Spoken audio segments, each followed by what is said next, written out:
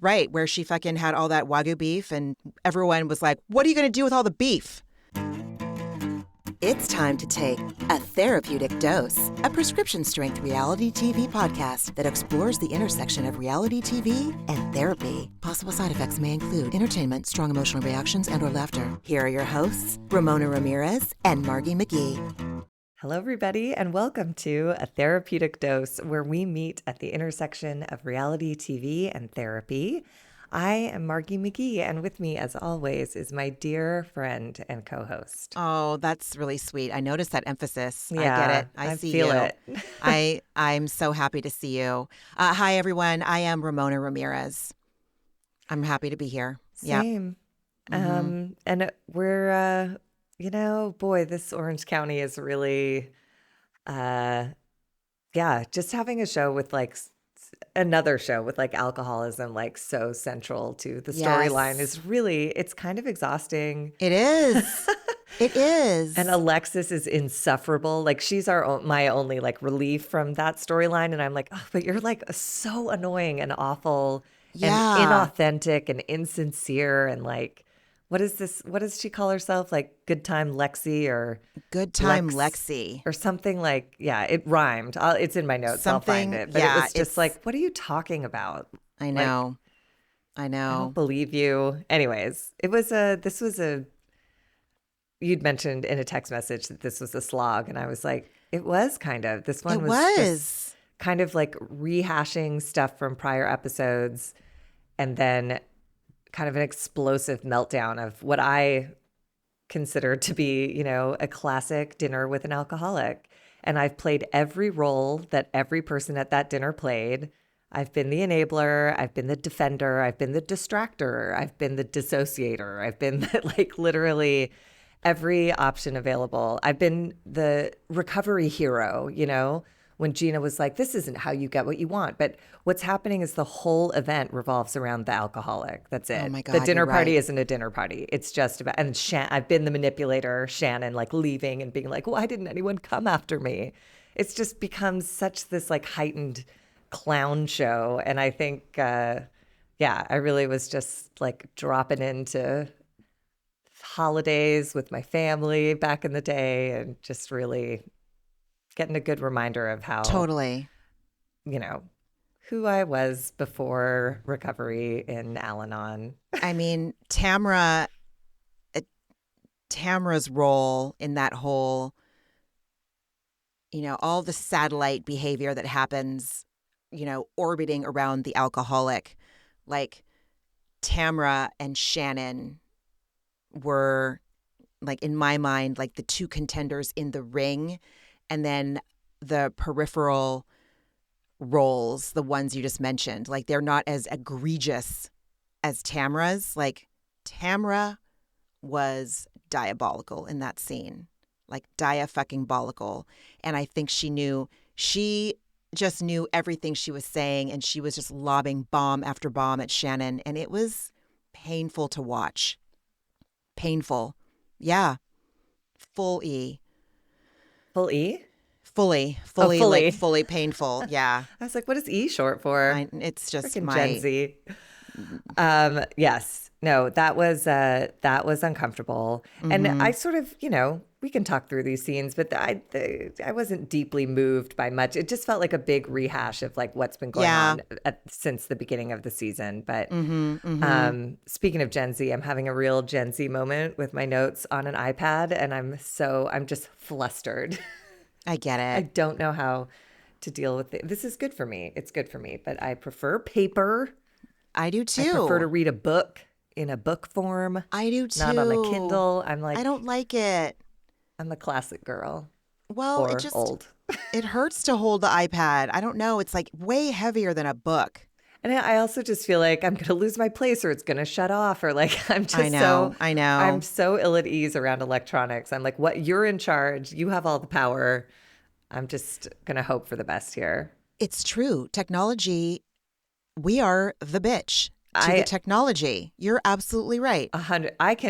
I can control the fuck out of some paper, but this iPad is going to do what it wants. Oh my God. I charged it fully, but I don't know. It's old. Maybe it'll last. Maybe it won't. We'll see what happens. Anyways, it's not. I get it. This truly is not why you called. I get it. So what is the title? I didn't look. The title is This is Real Housewives of Orange County, Season 18, Episode 5, Dinner Party Disaster. Not the best, but I guess the whole disaster of the dinner party spoke for itself. Yeah. So, practical title. Yep. And we start again with Heather and Terry. Didn't last week start with Heather and Terry pointing out their house? And this time, and I am so sick of this Disneyland paparazzi. I just do not care. Yeah. And the only reason anyone is going to care is because Heather is keeping it alive. Even as far as that dinner at the end of this episode, like being obsessed about the seating chart. I'm like, because of some Disneyland pictures. I know. If it didn't happen, could you just let it go? It's really boring. The stakes are so low. And like, I just don't care. So I agree. She starts by dehumanizing Katie and saying that Katie person. I noticed that. It was that Katie person. She's just Heather's heathering. Heather is heathering. And she's not, she can try to have that veil of control all she wants, but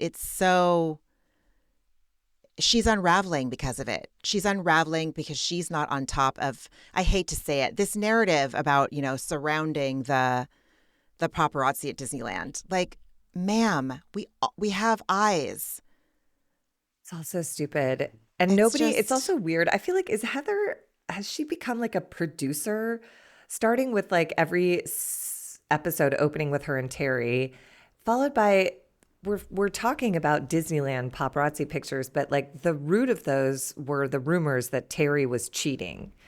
And so it feels like, and nobody will say it. Everyone will say like, well, there was stuff going on with Terry, so everyone thinks she called paparazzi. And I was like, stuff going on with Terry? Like, he for sure is getting it in with a nurse or, You think so? I think just for a change of flavor, some big boob blonde, he just gave it a shot to have a different taste from his like frigid, brunette, bony ass, all angles, joyless wife.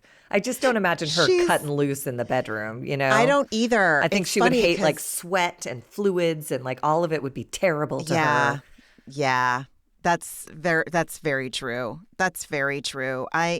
Because listen, I mean, physicalities aside, if her personality was warm and lovely and inviting and nurturing, soft, even just like part of the time, but instead it's just this acerbic,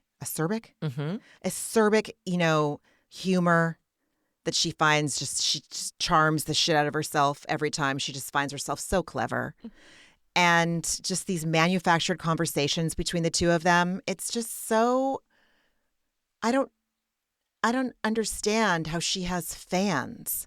But she really does. She really does. Like, stans, as the kids would say. Like, she people really does. I just find her, joyless is kind of encapsulates everything I feel about her. Her money is joyless. Her vacations are joyless. Everything is just so controlled. And she really exposes herself on that front. But anyways, this was just, I just don't care. Yeah. About Heather and Terry. Let's see. That first little thing was a nothing burger. Do you have anything to say about charcuterie at Katie's house with Shannon coming over? No. I mean, all that happened, Shannon comes to Katie's. Shannon says Tamara's been talking behind her back, or Heather. I don't know. I have nothing to say. It just is, again, rehashing what's happened already. And yeah. I know that I just couldn't. The only thing I have to say, like therapy-wise, is that Katie seems to me like she has a very soft spot for Shannon. And I think that speaks to Katie's capacity for compassion. Mm-hmm. Like there was no reason for her. She and Alexis, for all intents and purposes, while Alexis does have a history because clearly she was on the show as a cast member, years ago. She and Katie are both kind of entering this fold as newbies. Clearly, Alexis's revamped personality, or she's on some sort of emotional Rumspringa since she's now free from the, dictatorship of Jim Bellino, which good for fucking her, dude. Like, I don't care how gnarly you are. No one deserves a Jim Bellino. Well, you know what? That's not true. There's a lot of women that I could say, you know what? Water seeks its own fucking level. Go have some fun. You guys go get on one of the things at one of his little jumping playgrounds. Have at it. I don't give a shit about certain people being with him. I'm sorry. I'm already bringing it down. We're 10 minutes in. Look, water sought its own level when she was with him. You know what I mean? And then it didn't raise much, but John Jansen is a slightly less. Yeah, it's not hideous. It's not any better. It's just a different flavor. Yeah. You're right. Oh, vaya con Dios, Alexis. Emily and Tamara take a walk on the judgy side of the beach. They are there's nothing like, listen, I love watching these women talk behind castmates' backs sometimes, but all I could think of over and over is just let the mouse go. We get it. We've been talking about Jen's financial situation now for the last 3 episodes. Stop it, Emily. This is a distraction from you dealing with the underlying issues behind your obsession with the gym and your external stuff and your desire to get Shane inside of a gym, when in actuality, bringing balance to your lives isn't just about the gym. Bringing health into your lives is about bringing mental health and coping mechanisms into your everyday life too. It's not just how fast you went on the treadmill or how often you hit the gym. So, I mean, I weirdly appreciated Tamara in this scene because Emily goes in on Jen and Tamara says, well, she can't just sit at home and look at her empty bank account. Like, Ryan paid for it. So, and I was like, yeah. It just gets boring to hear Emily like make jabs about sunglasses. I agree. It's not even like they were talking about Jen's problem. Emily was just being a bitch. She was just being mean. And I was like, this is boring. You've already done this a bunch and it was never funny. It's still not funny. I agree. But I thought it was telling Emily's confessional where she said, I have a problem with women who want other people to pay their way and don't want to put the work in themselves. And I don't think those two statements always go together. Mm-hmm. I think there's plenty of people who want other people to pay their way. And if it doesn't happen, they will put in the work. And I'm not writing Jen off yet. Like, she doesn't really have a choice. She's going to have to find a way, and I think she will. But this is all like brand spanking new. Exactly. And that's what's so frustrating to me is that, Tamara is speaking from her past. Emily is speaking from her past. But Jen's past is apples and oranges. And it's, I hear myself like, it's not Jen's fault. Like, right. Obviously, once our respective prefrontal corti are developed, we all have choices. But if this is what the arrangements were her whole life, and she didn't know any different because maybe her mom did the same thing, maybe clearly Will's her mom did the same. Right. Like, this is what she knows. And it just fucking happened. She'll get there. And do I agree with her choices, like about the yoga studio and all that crap? Like, probably not. But again, she's not even defending her choices. Right. She's just saying, like, these are the facts of what's going on. I didn't expect these to be my circumstances. I don't know what the fuck to do. I have no skills. I don't have a resume. I've never worked a day in my life. Like, what do I do? Instead of making fun of me, why don't you fucking sit down with me and get me on LinkedIn? Exactly. Why don't you spend, an hour helping me write a cover letter instead of bitching about sunglasses and how rich you are? And like, it's just so rude. Emily seems to have forgotten that in order for for any parent to go to work, whether they're working from home or working outside of the home, whatever, she has 5 kids, 6 kids. Maybe a couple of them have their licenses. Dawson probably has his license because he's 17. Kids need to be picked up from school. They need to be taken to school in the morning. Emily has access to childcare. Don't her in-laws live literally across the street from them? Or they live they're close in by. the same. They're very close by. Emily probably has on-demand childcare that she can easily pay for. Shane, who's taking care of the kids. Ryan is not a reliable guy, and I think Jen knows that. I don't think she's trying to let him take over raising her babies. And so it's like, I don't, comparing Emily and Tamara, comparing themselves to someone that doesn't have what they have and what they seem to have forgotten comes with it, is so fucking gross and lazy to me. It's lazy, and I just continue to be disappointed by Emily. Continue to be disappointed by her. Same. Yeah, she's a real letdown this season so far. Yeah. I mean, go back to the Dubrow breakfast with bacon with a side of pre-planned conversation, and Heather is showing us how relatable she is by having the eye masks on while she's, having breakfast with Terry, and Terry asking her, Heather says, why did Gina allow that to happen? Saying, Heather didn't like Katie talking about the paparazzi stuff. And this is the controlling part. It's like, what do you mean? Exactly. How did she allow it to happen? Katie's an independent, autonomous adult. She did what she did. But I do understand that Gina knew about this in December and could have alerted Heather. But, as Katie rightly points out at some point later, she says, Gina is so direly, desperately afraid of disappointing Heather. So I think Gina just tried to hide everything. And that's not a fucking friendship, which Emily rightly points out later, Right. It's not a friendship. To me, I think that it is, their dynamic is, especially for Dubrow, it is a feature, not a bug.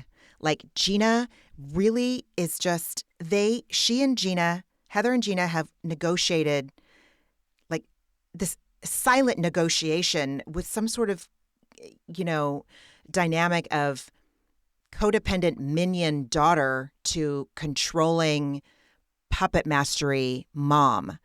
I know that sounds a little drama, but I'm just trying to paint a very extreme picture of what's, in my mind, what's going on. It's like Lala to Vanderpump is Gina to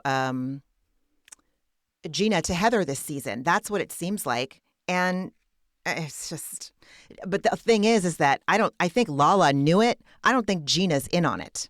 That's the thing. Gina isn't smart enough, or her Heather rose-colored glasses have her not seeing what is happening.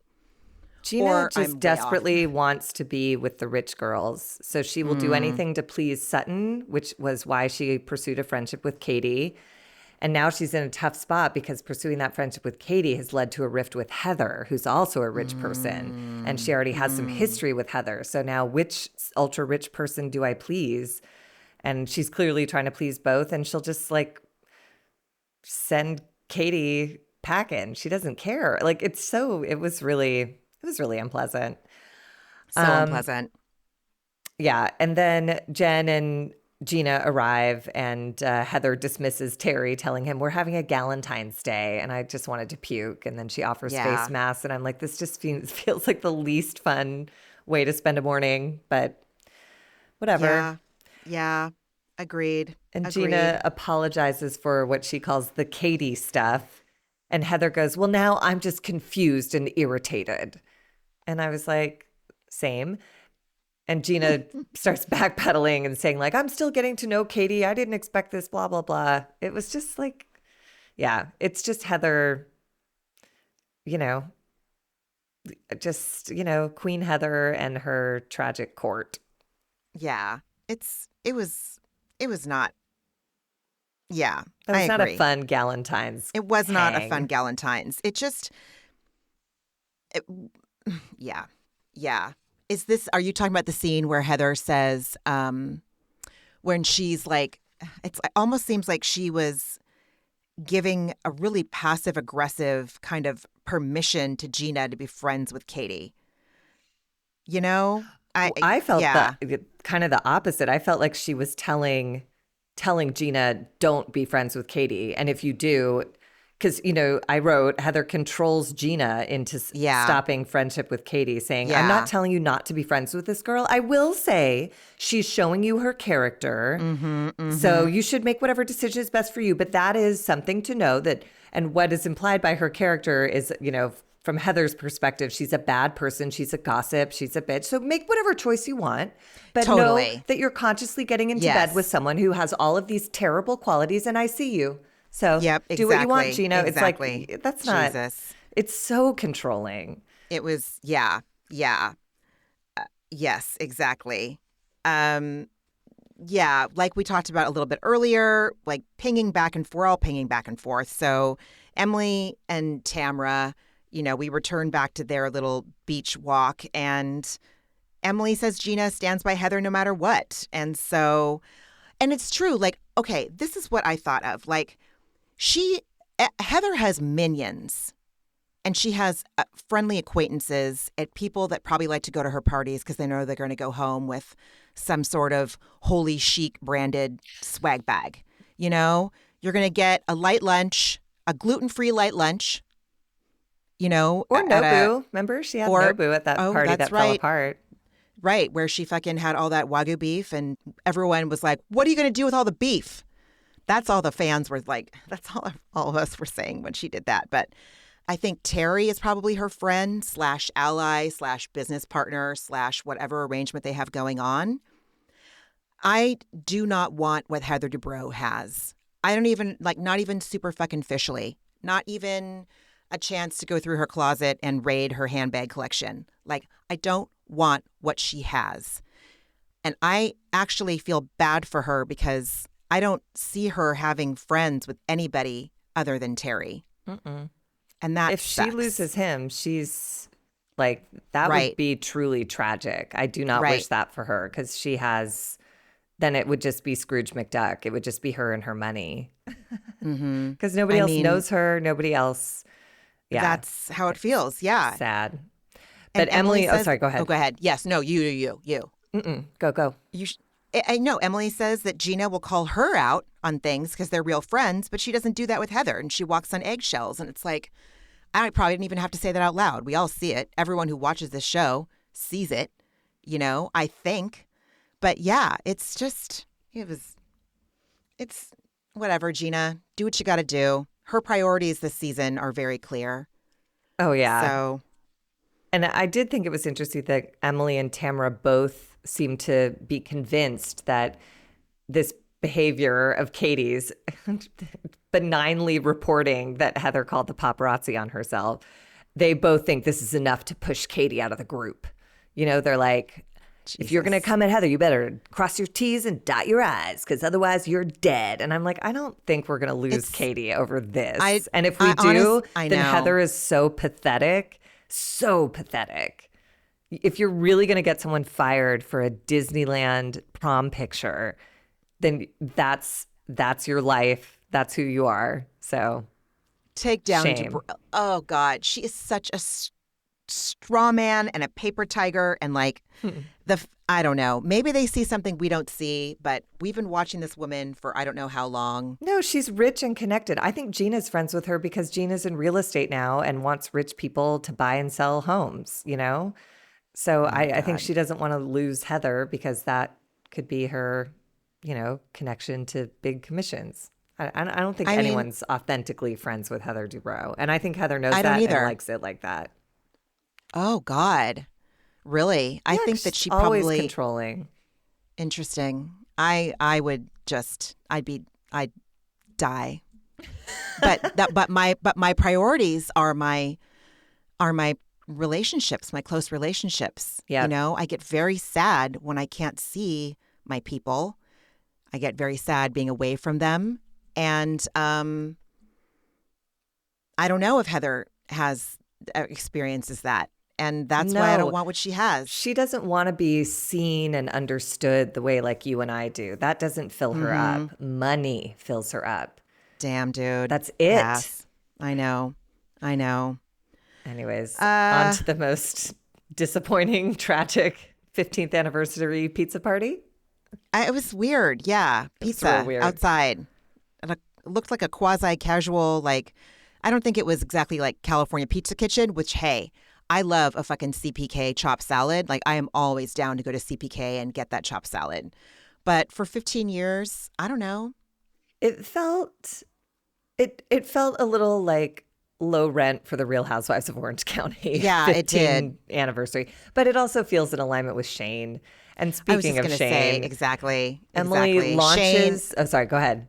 No, just you're right. Like if his idea of dinner always includes a Diet Coke and some fries, and so where are they going to go? They're not going to go to Nobu and get Diet Coke and fries. And maybe they went to dinner somewhere fancy and we didn't see it. Like I doubt it, dude. I know. They seem a little sick of each other. But Emily launches their 15-year wedding anniversary dinner by saying, "I didn't see you at the gym today," and immediately. Now, steeped in Al-Anon, I just was thinking about, in Al-Anon, they teach you can make a suggestion once, and beyond that, you're being controlling. And I was just like, because we've heard her make this suggestion a bunch of times, and to open your 15-year anniversary dinner by passive-aggressively noting that he hasn't gotten his body in the same shape as her. I just was like sad for both of them. What a terrible way to set the tone. I agree. But and then because I had that same reaction, and I'm trying really hard right now to practice not being full judge, jury, executioner in all situations. And it's like, okay, if my husband had like really painful, palpable chest pains just a couple months before, I wonder if I would have that same kind of energy that Emily has. I don't think I would. I mean, look, and it where she's coming from makes total sense. It was just sad to me that they showed up at a pizza place and the first thing she does is nag him about the gym. Yeah. After 15 years of marriage. And clearly he was in a mood to be like kind of sweet, which was weird. But yeah, I mean, the only thing for our purposes that I really took out of the scene was that Shane reports that he says nice things about her to the kids and tells them that they're lucky to have her as a mom. She's a good mom. And Emily says that she feels like she's broken the cycle of bad parenting. Yes. Because her parents were divorced. They didn't talk to each other. They didn't co-parent well. And I thought that was nice because it just is a reminder that whatever you grow up in is not your future. It's not a sentence. It's just. No, it does not have to be. It's the first example you see, but it doesn't mean that you're resigned to that, and she really has done a nice job, And I do feel like even if they break up, she would find a way to co-parent and she would be communicative with him. And, I think so. She could do it differently top to bottom. So that was nice. I don't know if, again, this could be just residual shrapnel from watching The Bachelor and The Bachelorette for so many years, but this stigmatization of divorce, I don't care for that. Like that, I understand that I can understand if you come from divorced parents, but it's like that you don't want, and it's obviously a very painful thing. I don't think anyone wants that kind of disruption. And that's the best case scenario. I know some divorces and custody battles can be very contentious. I'm not saying those things aren't things that you want your kids to not have to experience and or overcome. I fully understand that.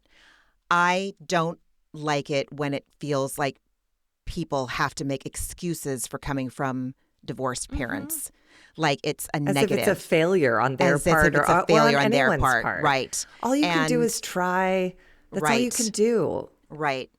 And the fact that divorce is 50, 60% of marriages now. Yeah. It's like this is something that we need to, it's like it's not a sentence. It's not a judgment. It is just we are fucking human beings and marriage is complicated.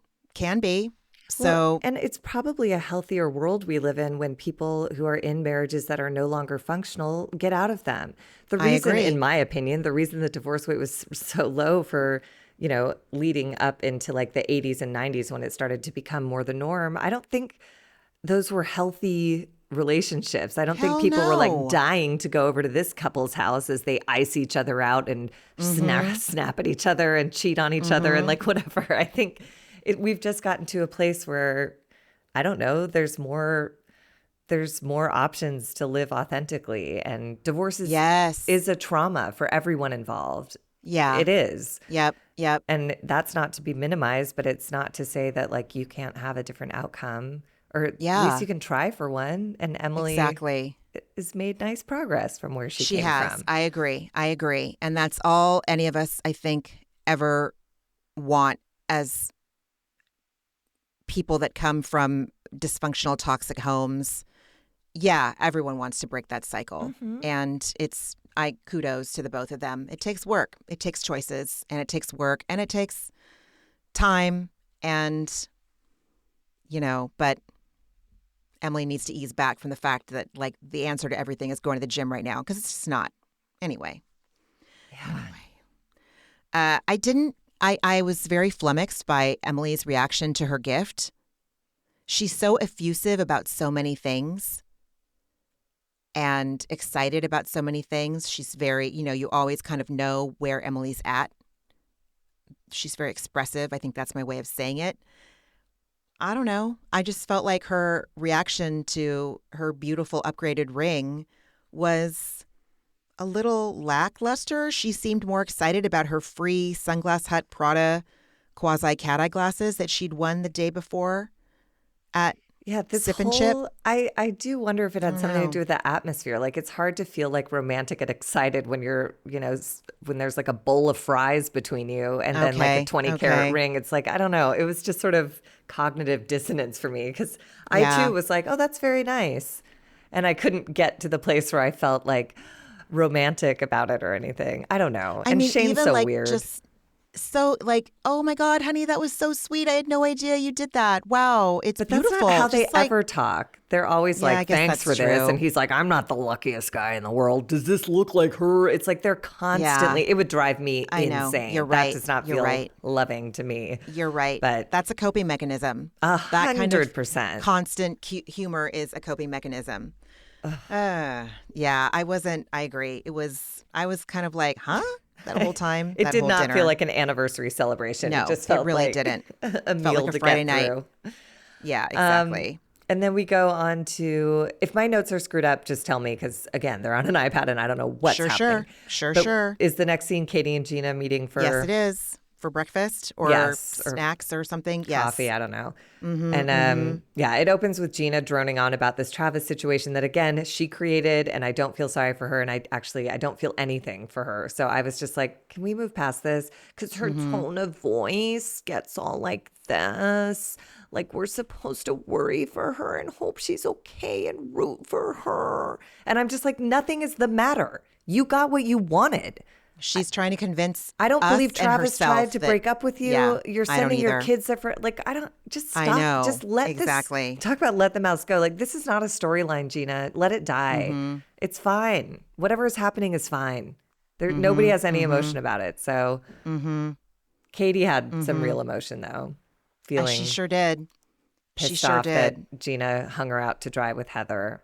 She really did.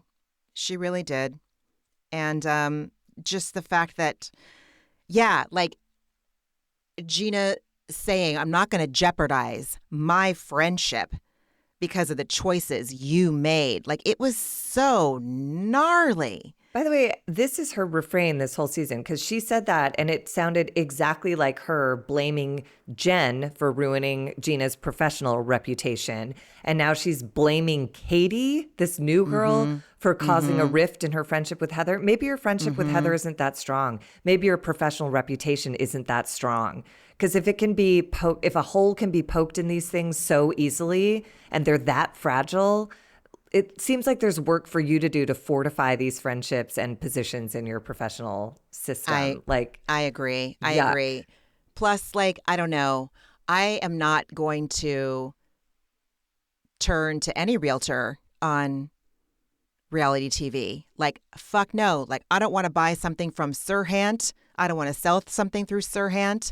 I don't want to deal with any of the $1 million listing people. And I definitely would not turn to Mauricio fucking Umansky and the agency. Like, they're in the blogs every year for some lawsuit. They sell all the good houses.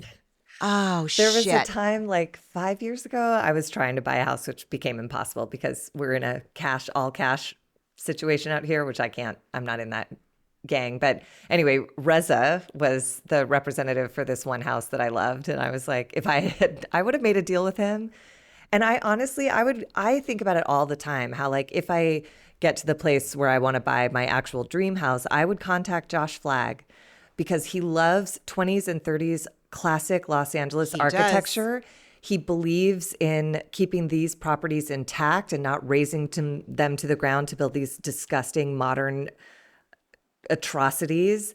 And I believe he would know. I believe he would know where the right house for me would be in this town. And there was even an episode of $1 Million Listing a season or two ago where some woman in that whatever in the $3 to $4 million price range, which is slumming it for Josh Flagg, he took her on because he liked her and he liked what she was looking for. She wanted a classic Los Angeles house, and he would work with someone in that price range. Anyways, so I think about it all the time. And I know he's an asshole. And I know on a personal level, people have lots of problems with him. But as a professional, he's been literally doing this since he was 16 years old. The man knows every house in the city, in every area that I would ever want to live in.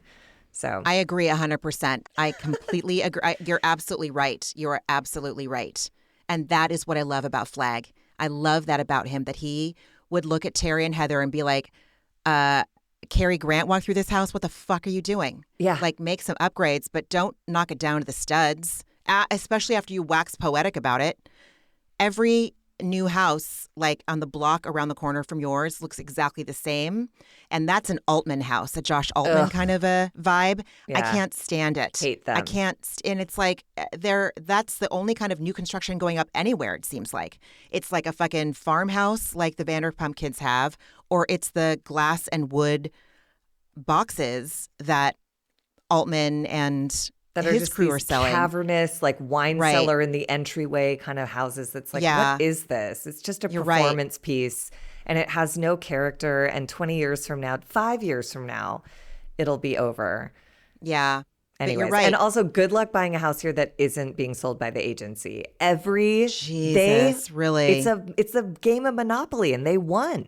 Every sign in front of every house. Like occasionally you'll see like a Keller Williams or a Berkshire Hathaway or whatever. Right. No, Hilton and Highland are all far west side now. Like the agency is interesting. Like Los Angeles, Beverly Hills, West Hollywood. They have it all. It's nuts.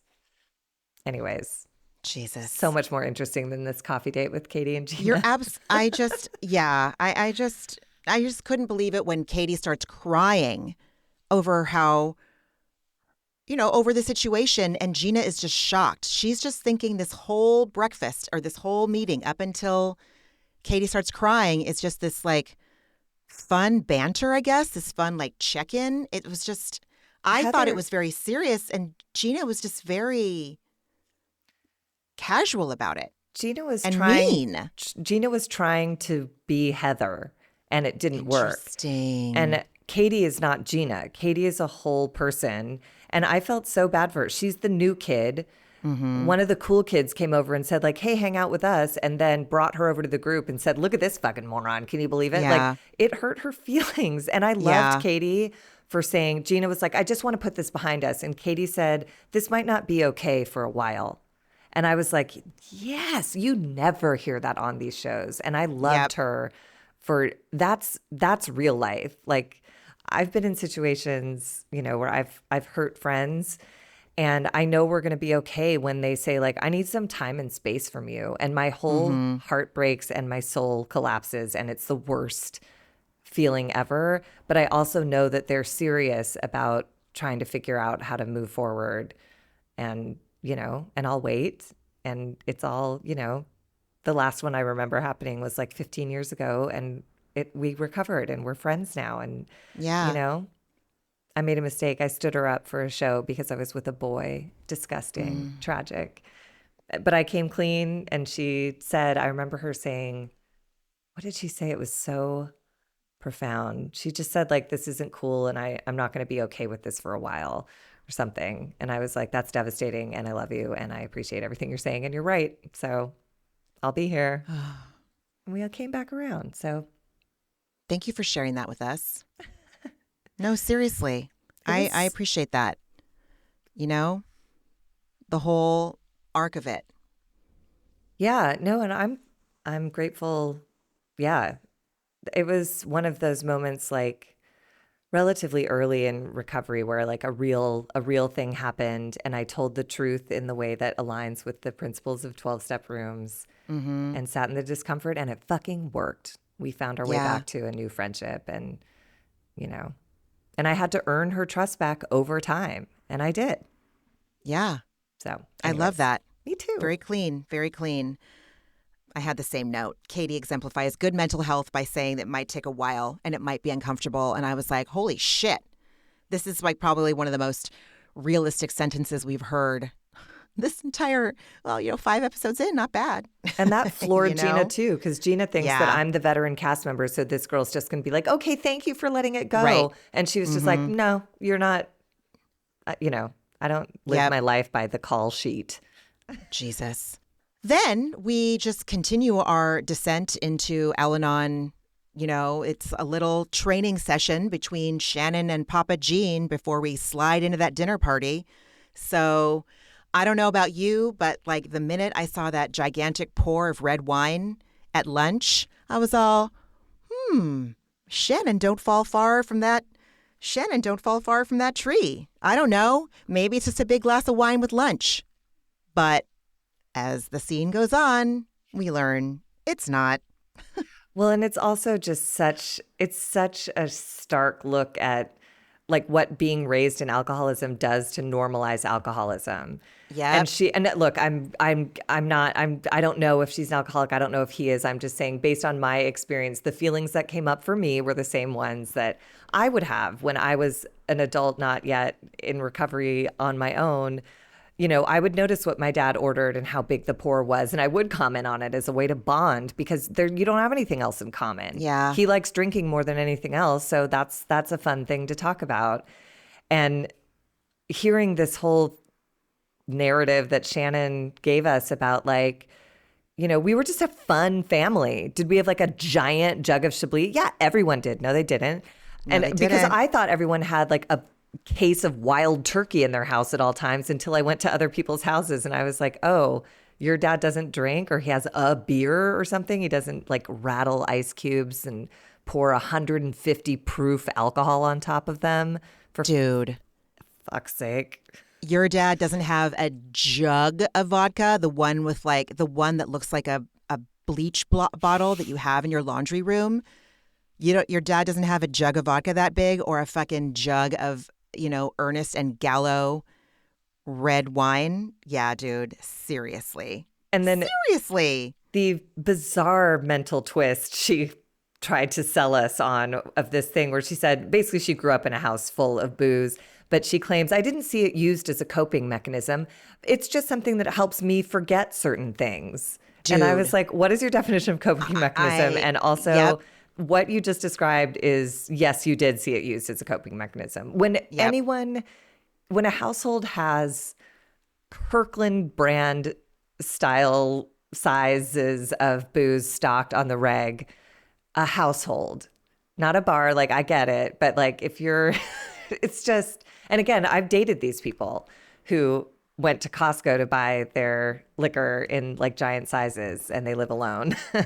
Like that. Yeah. That really should have been a warning sign. But I can say in my experience, I have not met someone who drinks like normal people who buys their alcohol in that way. So whatever. In Costco. So, yeah, exactly. And that's the thing. That's what we're saying. Our experiences with our respective fathers and their respective, jugs of whatever is influencing the way we saw this scene unfold. Absolutely. That's why we do this.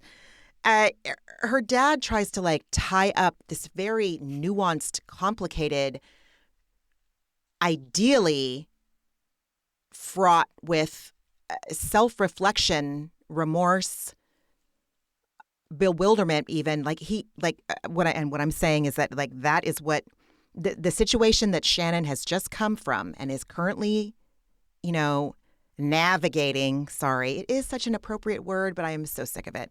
But it's true. She is navigating these waters now.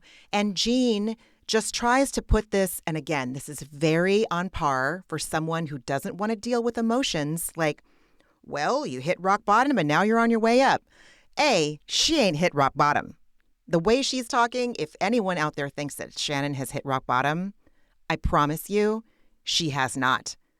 I just don't think. I know it's not for me to say. What do you think? Do you think she's hit rock bottom? I don't know. I guess to me, the indication that someone is getting well is when they stop lying. And I don't believe anything she's saying about her drinking yet. I think she went home from the dinner at the end of this and drank her face off.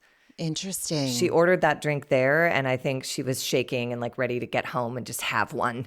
You know, like, the dinner at the end? Yes, at the end. I see. And maybe even this one too. But her fixation on alcohol, you know, she says, I'm cutting back. I have a 2-drink maximum and I hardly drink at all. And it's like, if you have to talk that much about it, it's like, right. You know, it's the way I would talk about, well, I scoop out my bagel and like nobody really cares. Exactly. People who aren't obsessed with their bodies or don't have an eating disorder are like, this is boring conversation, Margee. But I'm like, well, I had light cream cheese and I scooped it out and like... Right. That is not interesting. But no, totally. For 2 alcoholics talking about cutting back and, you know, like, I don't know. And it's just her back to like the 2-drink maximum thing too. Like, listen, I understand, and possibly even depending on the situation, support setting boundaries around whatever you need to do. Set the boundaries. That's fine. But also, what I learned from sitting in Al-Anon meetings, I even remember, well, first of all, like anytime you pay attention to what someone else is drinking, you know, that is a sign that Al-Anon could be for you. Number one. Number two is when the alcoholic or the person, the problem drinker, starts making these arbitrary boundaries in quotations, that is a sign that they are some Al-Anon literature, I remember distinctly saying things about some alcoholics will think that if they change their drink of choice from like a hard liquor to a beer, well, that's better. Or like Shannon saying, I'm going to have 2 drinks versus 4 drinks. Or it's in the big book. It talks about how the alcoholic bargain. It's like they bargain and try to make deals. And as it's mentioned in there as part of the process of discovering that this is your issue. Yes, so I'm also sort of with Gina at the end of this episode saying like, she's working through this. She's not there yet.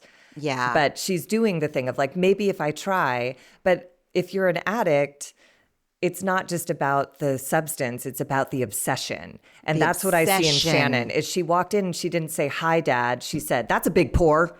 And I was like, oh, wow. So your eye was drawn first to how many ounces are in his glass as opposed to, hi, Dad. The other thing, too, is that I think that the big pour thing is like, oh, God, I've got to like call this out before the people watching call this out. That was my thing, is that she's trying to keep up some sort of an appearance. And again, it's just too much consciousness of alcohol. Too much consciousness. It's like Heather being too conscious of Disneyland pop. All of us have forgotten / don't care. But if that's what you're focused on, then it's an indication that like something is amiss. Yeah, totally. Then we learned that Shannon shares with her dad that John Jansen is threatening a lawsuit, and Jean will not have John Jansen suing Shannon. And he said, go for the jugular. No, he didn't. He said, go for the juggler. He said, go for the juggler, not jugular. He meant jugular, but the way either he was slurring or he has an accent or something, because it just made me laugh so hard. He was like, you got to go for the juggler. And I was like, Jesus. He said jugular, but I did not notice that. But I mean, I say that all the time to people that like wrong my people, you know, like I'm always about like, and I don't know what the fuck I'm talking about, but my answer to everything is like, you hire a pit bull fucking lawyer and you just go for the fucking jugular. And I respect, as a petty motherfucker to another petty motherfucker, like I loved that Jean was like, Well, I thought he meant that he was going to bankroll it. He's like, fuck this. I will bankroll this lawsuit if he's coming for you. And I believe that Gene will, right? Yeah. However healthy or unhealthy that reaction was, part of my humanity saw Gene's humanity in this, and it met it. It's so interesting because I totally hear that. And I appreciated him being in support of her. But my immediate al-anonic reaction is like, this isn't reliable. He doesn't know what he's saying. He won't follow through. Like, you can't depend on this. That's a nice offer. But, you know, either the next time I call him, he'll say, like, you're a failure and you're the one who chose to date this person. Good fucking luck. Figure it out your fucking self, asshole. God. Or I never said that. Or it's just like, I'm so on high alert when there's like someone who's drinking bothers me, making any kind of proclamation. I'm like, I don't believe anything you say, positive or negative. You can't be trusted. Margee, that's how I left that scene. Shaking my head slowly in like disbelief that, yes, you're absolutely right. You're absolutely right. I just didn't even consider that to be a fucking possibility, but you're absolutely right. He's not my dad, but I had that whole sequence of feelings where I was like, yay, oh, wait. You know, like my God, my hero, wait a second. He's never. Oh my God, you're absolutely right. Can't rely on him to come through. Holy crap, you're right. Oh. Anything else to say about that scene before we move on to Tamara and Alexis? No. Like, okay. These two are just, this is where I wrote, insufferable. Both of them. For people that don't know the history of Tamara and Alexis's relationship, it was contentious at best. Tamara hated Alexis, and she was cruel and never missed an opportunity to A, let Alexis get under her skin, and B, just she viewed Alexis as being the weaker of the two of them, in my opinion, and she was an easy target. And now Alexis does seem like she has more confidence, more of her own voice, like she's more playful. Like, as annoying as it is, she is definitely different from like the timid quasi Gimbolino mouthpiece, you know? And I understand she was coping in that situation, in that marriage with him.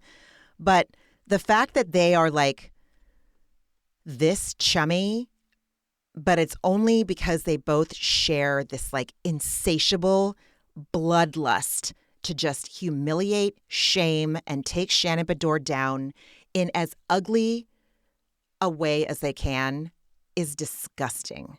It is disgusting. Tamara is disgusting. Tamara is disgusting, including her. I just caught a look of an all caps note I wrote was, what is Tamara's Chippendales confessional look? That was terrible. Was that? It was the cut to me, of that top was so odd. And then it had almost what looked like it could be a propeller, you know, the little bow tie at the top, and then like it was a rose that looked like a cuff. It was insane. She looked crazy. It was like, to me, it reminded me of, you know, when you see like the old pictures of the Playboy Club, the waitresses wore the little black strapless, you know, little onesies. It looked like a strapless bathing suit made out of taffeta. It looked like one of those uniforms, but reimagined by Alexander Wang, which would be fucking perfect because he's disgusting. And like, it was just, it was, oh my God. It was like just distracting. It was like a halter, but it came in too tight. It was awful. So then it looked like a bolo tie leading up to her neck. It was just like, anyways, I don't even know what she said in her confessionals because I was like, what is she wearing? I was so confused by it. It was awful. It was an awful, awful look. And the scene was awful as far as I can tell. Completely. This is just Tamara taking Shannon's inventory, saying she's an alcoholic, which is, I don't disagree, but it's just, this is gossip. This is stupid. And, you know, yes, she is always emotional. She is always in a crisis. She is always a wreck. Like, this isn't news. This is who you chose to be best friends with for all those years. So, like, you can turn your back on her now, but, like, I'm not going to go like, yeah, Tamara, you were really wronged. Like, I agree. That was the relationship dynamic. And if you've outgrown it, cool. But, like, you don't need to stomp on her while you know. I agree. The one thing that, like, stuck out to me is that, you know, the way she's going on about alcoholics and hearing these words come out of her mouth sound so foreign and incongruent.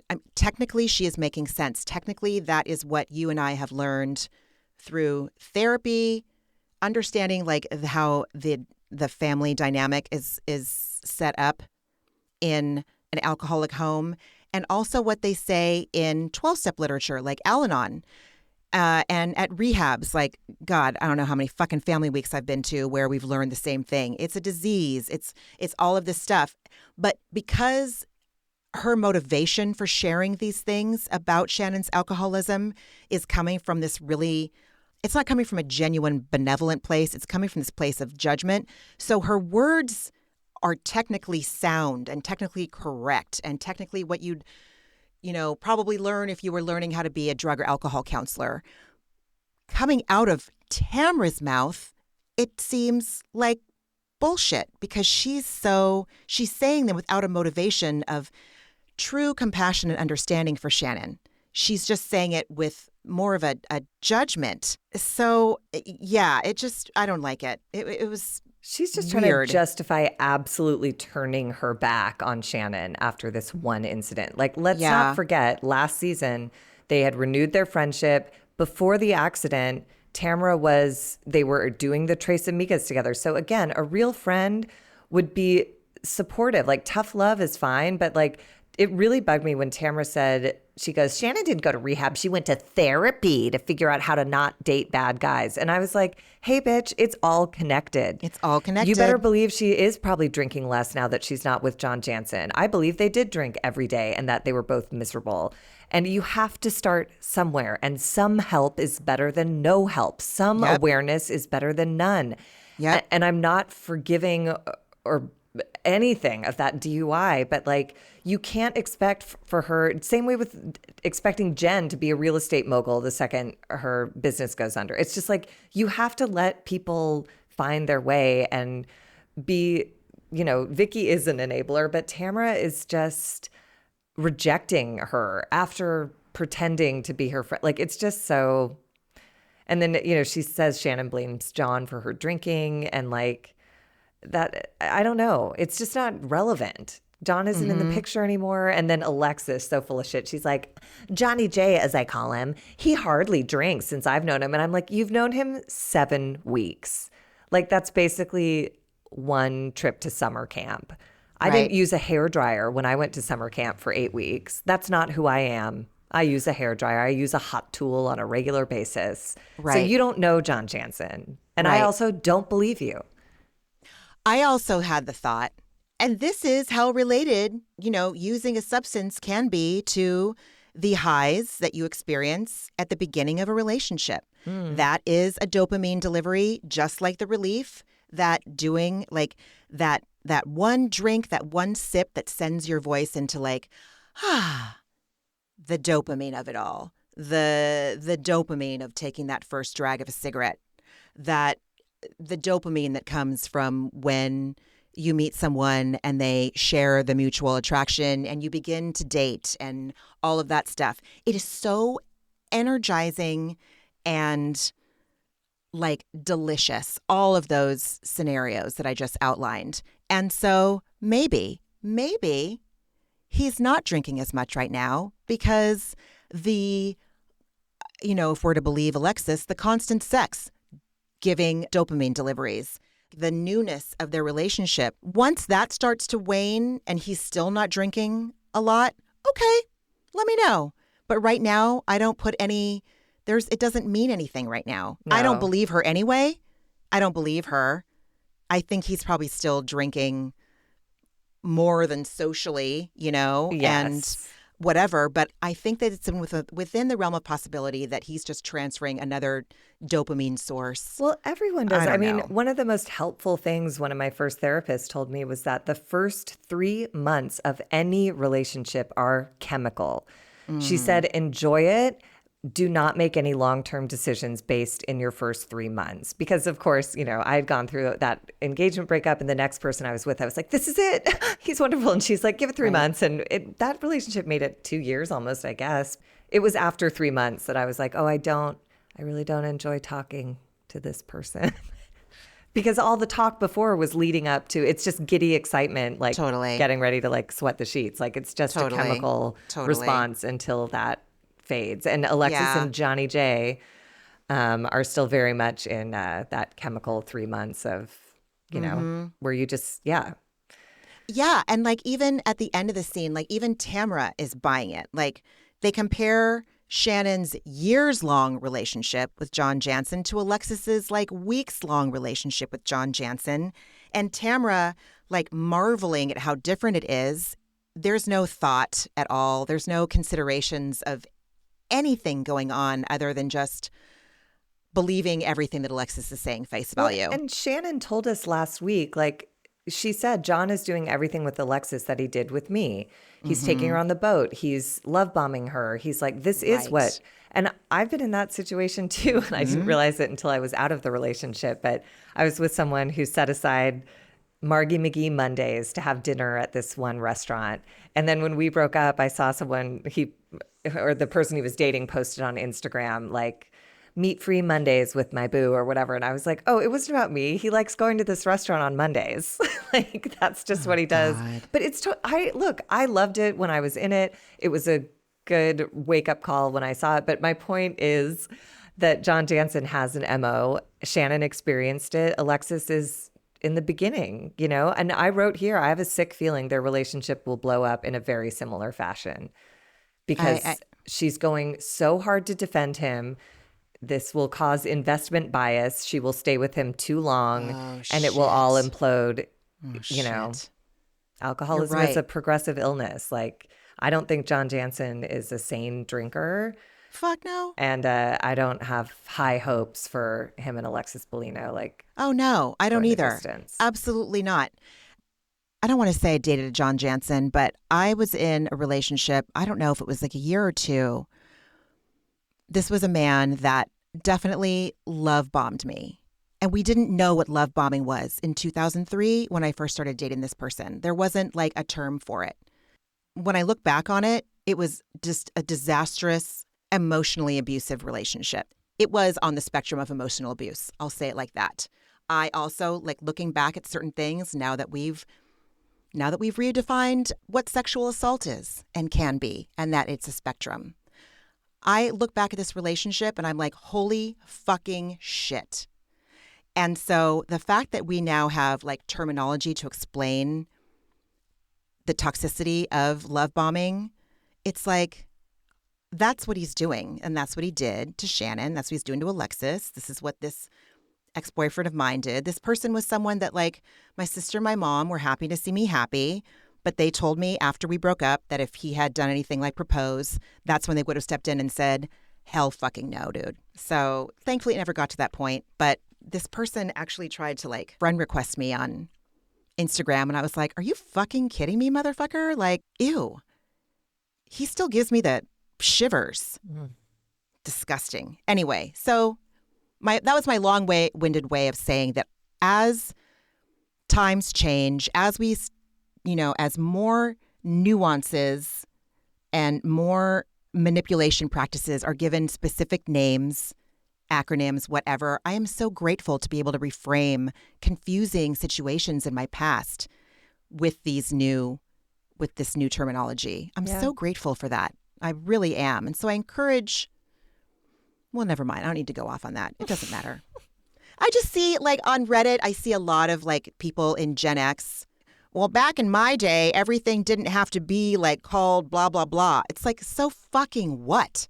We're all out here trying to navigate the previous generations, like generational trauma legacies that they passed down. And also no one raised us. Gen X was left to fend for ourselves. So we didn't like learn any language or have any, you know, we just sort of, everything that happened, we just kind of fielded it because that was just sort of the culture. That's what you did. Right. At the time. Right. So yeah. And it can't hurt, you know? No. Like, and I also, even with all of this language, gaslighting and manipulation and love bombing and all these things, I've still made bad choices in relationships. Totally. Still made bad choices. Yeah, so I mean, we're humans. I have more awareness about like what bad choices I'm making, but it doesn't stop. You know, you grow at the rate you grow. You know? You what do. Are you gonna do? Aye. Anyways. So just, I don't really have anything to say about what Gina says in this next little blip. She's talking to her son who's going to go sleep at Travis's. Like, what is really going on? And that's the thing, is like she tries to make it sound like all casual and normal as if it's been going on for years. And I'm like, you are traumatizing your kids, and they are doing what kids do, which is like trying to be cool with it so their parents aren't upset and that they're good little kids. But like, I was confused, and I'm a whole adult when she was like, do you have a toothbrush at Travis's? It's like, A, you should know that. B, why am I going to Travis's? Like, what the fuck is happening? I know. Okay. It was really, that scene was all of 10 seconds, and it really made an hour-long impression on me. Yeah. And then I needed to ask you about the next scene, because you're a fashion person.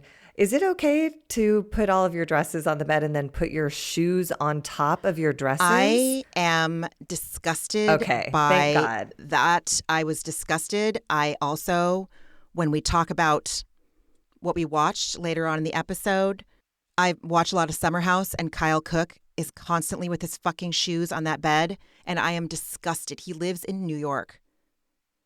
There is nothing but dried pee and dried shit on those streets that he plows through every day. Rat shit. I don't fucking know. I am trying so hard to be that house where you take your shoes off when you come in, and for the most part we are. But like, the shoes on top of the dresses, on top of the bed, it's a fucking biohazard now as far as I'm concerned. Well, and she put this I don't put suitcases on the bed. But even just the shoes on the dress, like the pink shoes were on a white dress. When you pull those shoes up, there's going to be shoe goo on the dress. I was just shocked. Right. I didn't understand. I agree. Unless they were all brand new shoes, but they didn't look it. I don't understand. It was. Anyways, I'm glad you were horrified. Oh, I was mortified. Like, just mortified and grossed out for sure. For sure. Oh, so dinner party time. Yeah, we arrive at the dinner party, Gina's party at Benny and Mary's. And Josh missed the name of the restaurant when Gina first walked in. But once he saw the mixologist walk into the dining room and ask Gina what she wanted to drink, he's like, oh, this restaurant has a fucking ampersand in its name, doesn't it? I'm like, actually, as a matter of fact, it does. Oh my God. Yeah.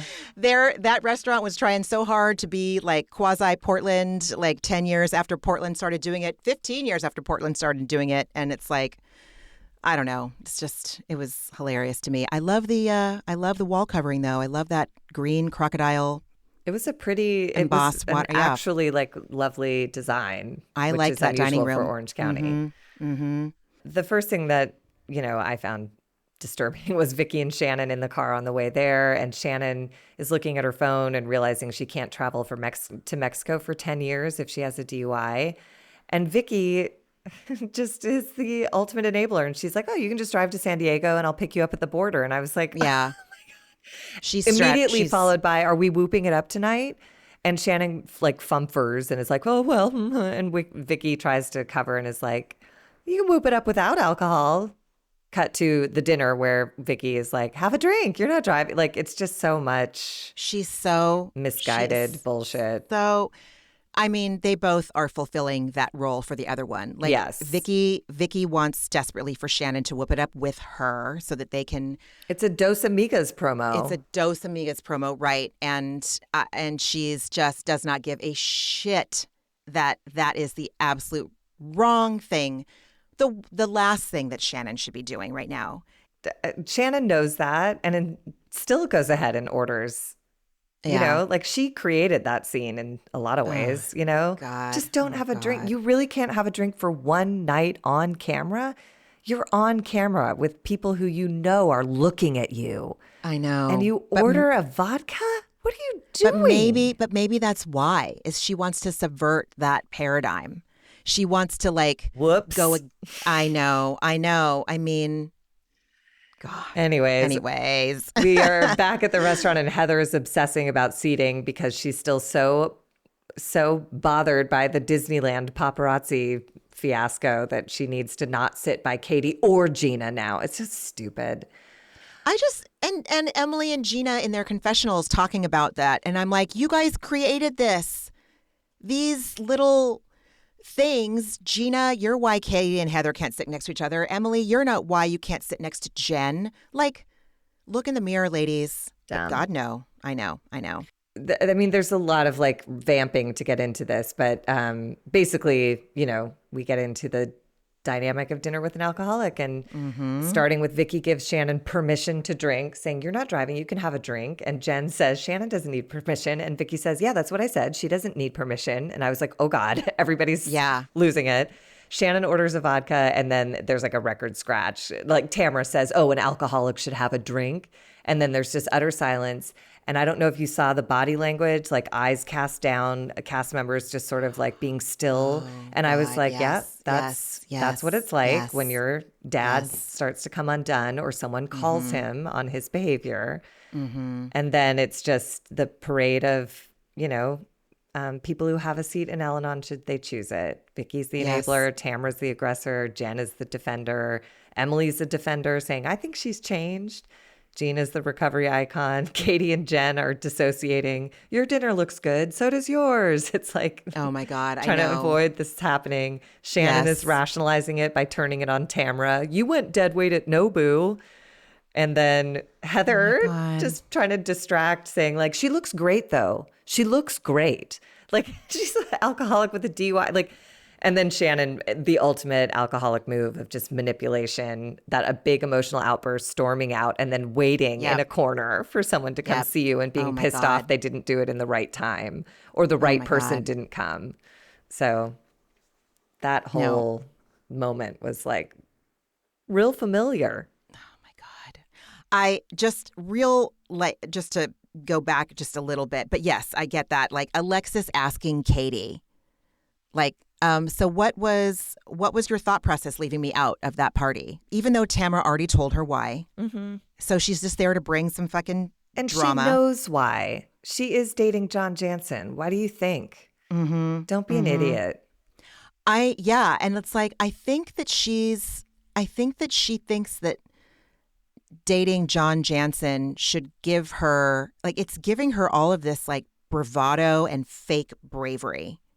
It's her whole identity on this show. I said it last week. I'm like, I don't know anything about her except that she's in a relationship with John Jansen. I don't think that she would be this bold if she wasn't trying to like bring the danger. I don't believe it's real. I don't give a fuck energy. I think it's like she always thinks that having this John Jansen thing behind her is making her have this power that she really, it's not, don't pit. She's Wizard of Ozing. I don't know. Jesus Christ. Yeah. And then Tamara bitching at Shannon, bringing Vicky for backup. You do this constantly. Why do you think you're aligning yourself with Alexis of all people?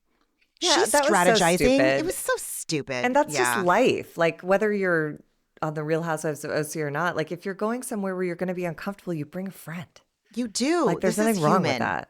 I mean, Vicky's a terrible choice because she's obnoxious, but whatever. Yep. Then Alexis starts with her receipts parade, showing everyone their wire transfers for a facelift and a loan. And Katie so level-headedly asks, was it a gift or was it a loan? And Alexis says it was a loan, but then she says John gave her $30,000 out of generosity. And I was like, well, then that sounds like a fucking gift. And if she didn't sign anything, if there's no written agreement, then he has no case. So I don't know what he's doing. And then Emily's a bitch and says, liar, liar, Spanx on fire. And she's so proud of herself for just being an asshole and kicking Shannon while she's down. And Vicky, weirdly, again, I have these weird moments of being on the side of people who I can't stand. Vicky asked Alexis, why are you involved in Shannon and John's finances? That's their business. Why are you showing wire transfer receipts? Like, what has this to do with you? And then Alexis makes this terrifying claim where she says, my future husband's reputation is being dragged. I'm like, yikes. Your future husband? Oh, boy. She didn't learn nothing leaving that marriage from Jim Bellino. I'm not saying that Jim Bellino and John Jansen are the same flavor. I'm just saying that they definitely come from the same department. But they come from the same section of the market. Orange County thing and a Gen X thing of like, it's better to have a man than no man. And if he's got money, then you're fine. It's when Jen's mom said, you did what you had to do. You found Ryan. It's like, oh my God. What you have to do is figure out how you can earn. But yeah, anyways.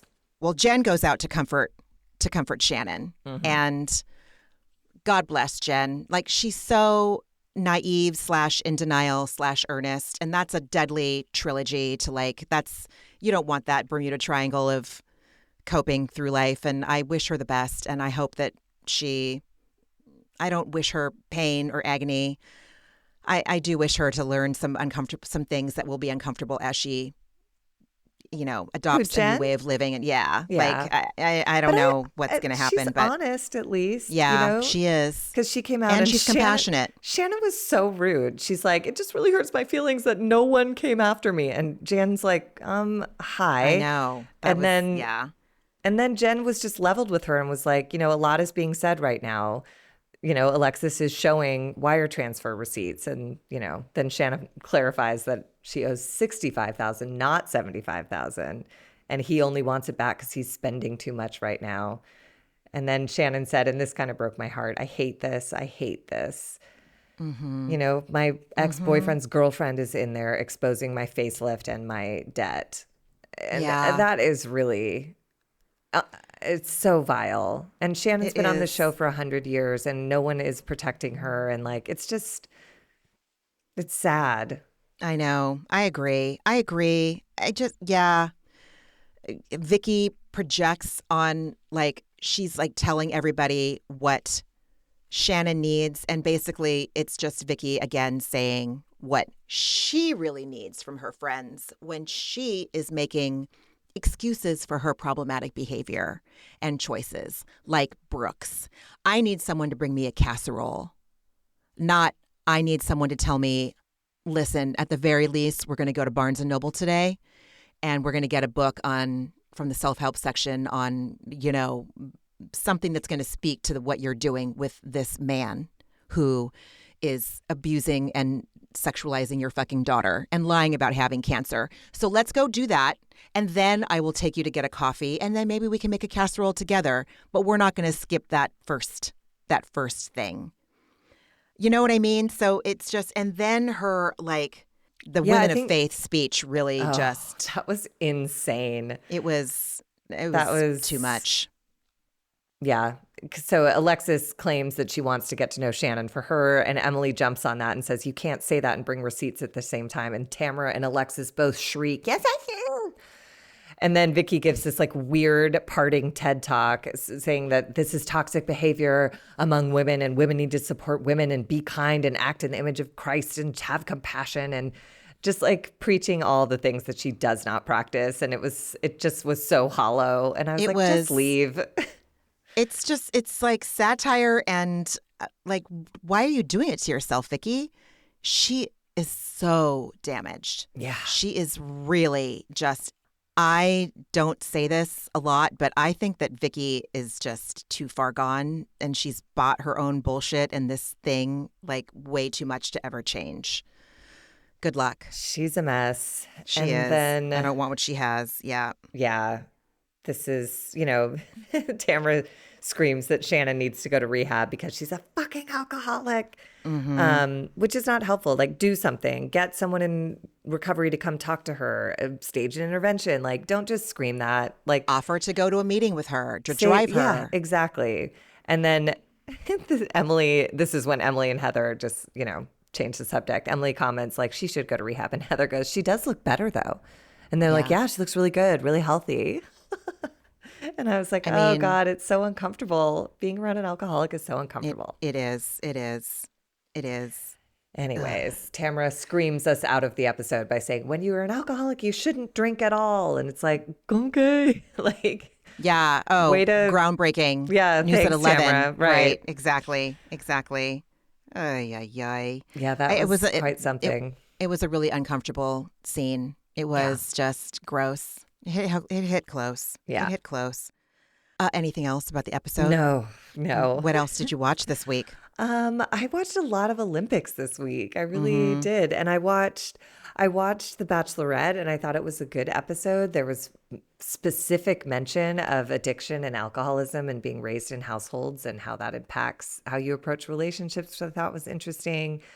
But primarily I was watching, artistic swimming and breakdancing and track and field and marveling at all the different shapes a human body can take on to be so strong and perform at champion levels. So how about you? Yes, also watched The Bachelorette. Oh, started watching Love Island, U.S. Love Island, the one with Ariana hosts. And I think I have one episode left. How many episodes is it? Just 3? Or is it more than that? I feel like it's like 30. Isn't Love Island like a daily, Big Brother? I think it was, yeah. I mean, the episodes, because I'm watching on Peacock. Is that the only place to watch it? Is Peacock? No idea. I don't either. And I mean, they're like 1 hour, 45 minute, 2 hour episodes. They're it's so fucking good. Like The Bachelor could never. If The Bachelor could move to like a streaming platform instead that didn't have the whole FCC bullshit, that they probably would lose a lot of their evangelical viewers too if they went down that road. But it just it can't compare anymore. I'm not interested anymore. No. It's bullshit. It's just not real. These other it's shows, all bullshit, but it's just like at least you get to see the real drama and the stuff. Like when you hear about the problematic shit that goes on backstage, it's not a shock. And it's not a shock about The Bachelor either, but I'm just saying that it's more transparent. It feels like the ones on Netflix and Peacock and all that stuff. Anyway, and I finally finished season 6 of Big Mouth. I've been rationing it because I know that the last season is coming up, and that show to me just is fucking brilliant. And then I've been binging Summer House, and I love it so fucking much. I resisted it for so long. And I really thought about this hard last night. Like, I was resistant to Summer House because I like my Bravo to be housewives focused. And fine, I could do the $1 Million Listing New York and the $1 Million Listing LA for a while. And I could do the Patty Stanger shit when it first came out and the Tabitha Takeover, obviously Top Chef and Project Runway. So when it came to Summer House, and we already had Vanderpump. So why am I going to watch another show about youngsters? I don't care. Show me the big closets. Show me the good outfits and the rad trips. And so I resisted it for a long time, and everyone loved it. I didn't pay any attention to any of the cast when they came in the blogs. I don't know when that show started, 2015? Long time ago. I remember when Tiger King first came out and everyone was watching it, and I was just exhausted hearing about it.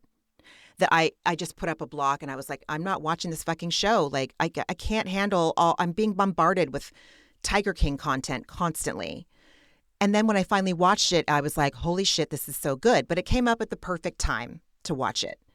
And this Summer House is the same way. I watched season 8 because it felt relevant to this podcast because of Carl and Lindsay and Carl's journey in his recovery. So going back, and I just started season 4. And so Kyle has proposed. Amanda knows that he's cheated at least 2 times. Kyle's shoes have been on the bed more times than I can count. And it's fucking disgusting. And it's I'm watching her depression manifest, or I'm watching the manifestations of her depression at the beginning of season 4. I recognize myself all over it.